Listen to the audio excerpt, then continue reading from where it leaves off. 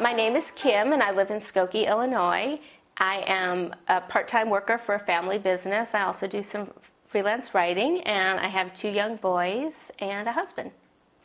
In the fall of 2001, my husband was working for a company that was on a slide to bankruptcy, and in that last month or two, in addition to bouncing some of his reimbursement checks and a paycheck snafu here and there, they also had stopped paying the medical insurance premiums.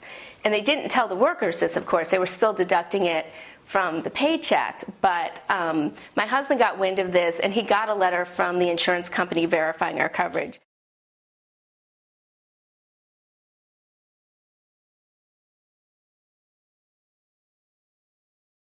And I have a condition called Sjogren's syndrome, which is related to rheumatoid arthritis. It's in the autoimmune family, and because of that, I wasn't able to get coverage.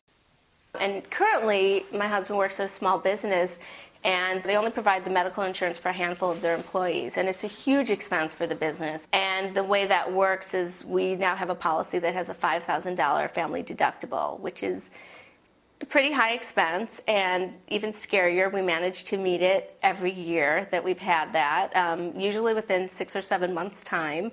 And so even though we are a relatively healthy family, there's just one time I had a mammogram, and it was kind of suspect, so they sent me for another mammogram, and then an ultrasound, and then a kind of biopsy. So that all added up within a few weeks' time.